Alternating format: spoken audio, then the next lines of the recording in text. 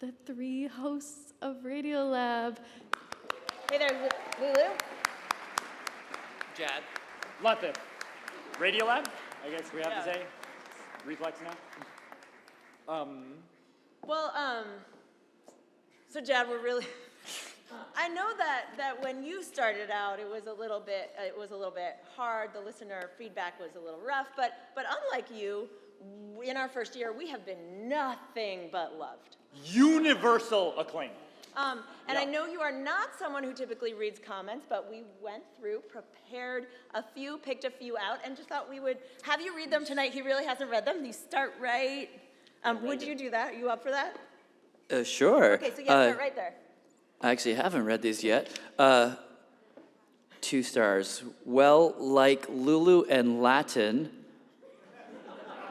are so nauseating.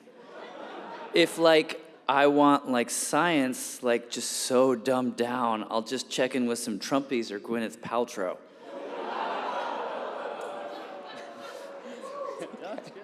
So, it gets worse. Actually. Okay, 1 star. 1 star. That was 2. This show has gone down. Used to be my favorite podcast ever, but it has become so difficult to listen to. I miss Robert so much. Not much science, too much unnecessary giggling. Oh my God, like the beginning. The host on the recent Butterfly episode, he kind of talk yells. It's unpleasant and too intense, thanks. One thing is for sure, this episode left me with 0 desire to read her book. Oh man, that's rough. The show has gone downhill since Robert left. Just sad, man. 5 stars. This wow. one was 5 stars. This just keeps going. I've literally seen this for the first time. 5 stars. Ghostbusters. The other Latif is Egon. That one we didn't really understand. I didn't understand. I don't get that one. Saying. I miss Robert Krulwich. This is such a boring episode. You can even hear how bored Jad is. Not true. Latif, bless his soul, tries so hard to make it compelling. Can we just go back to the way it used to be? So we already broke the show. Don't worry. This is just how it goes. It's a rite of passage. Which is nice that we can tell ourselves that. But Lulu and I, we have been at the show for a long time. We basically grew up here as journalists. And this show, this guy right here and that one and a bunch of others in the audience, they forged our brains. And honestly, our hearts. I was a very lost 21-year-old when I first heard my first Radiolab. And in a very real way, it reminded me that through all the noise, there are still a few shreds of wonder out there, which is a word that gets a bad rap, but the etymological root is terror and feeling small. So before the world and all that you don't know. And anyway, that was a gift to me. A gift that I work with every ounce of everything that I have to try to give back to our listeners. And for me, I first heard the show as a confused grad student, and the way that it folded in emotions and stories and even awkwardness into rigorous research felt true and felt human and felt right.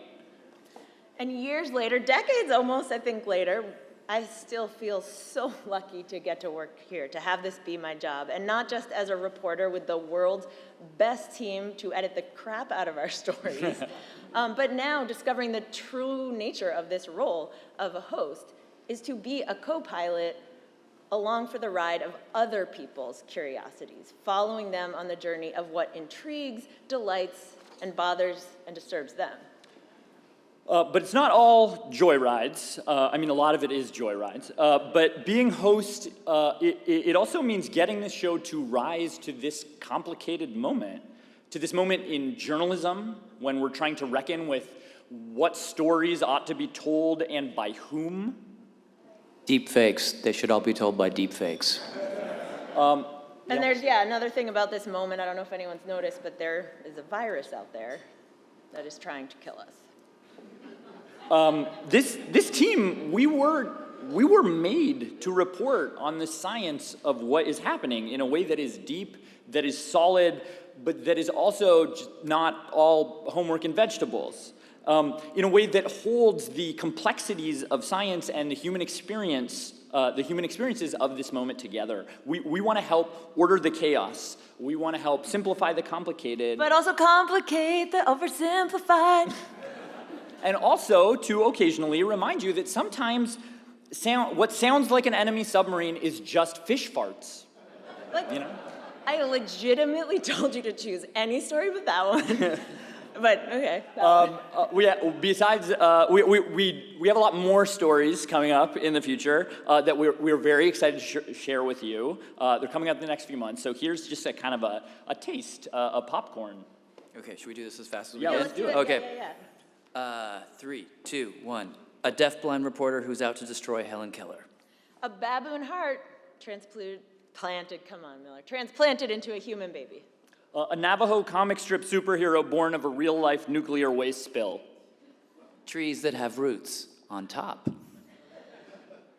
Ivermectin.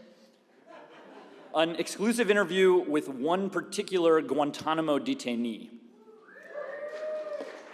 An anglerfish sex. The thymus. What is a thymus? The butterfly-shaped region in the neck that helps to differentiate you from not you. A NASA test flight exploring whether disabled people make better astronauts. And we will end this list with crickets, which will merit a hearty applause.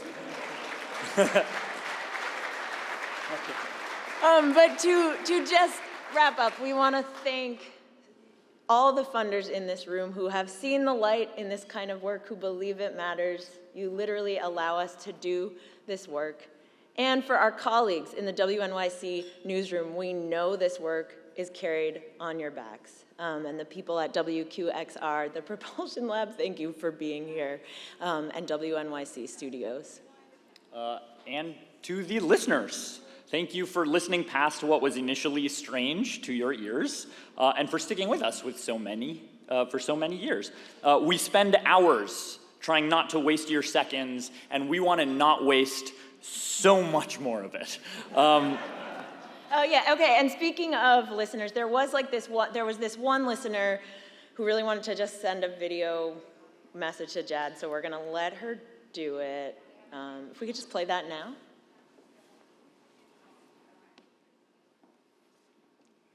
Hey, Jad! Congratulations! 20 years? I didn't know you was 20 years old. Anyway, I'm proud of you, and I'm just proud that I got to be a small part of that.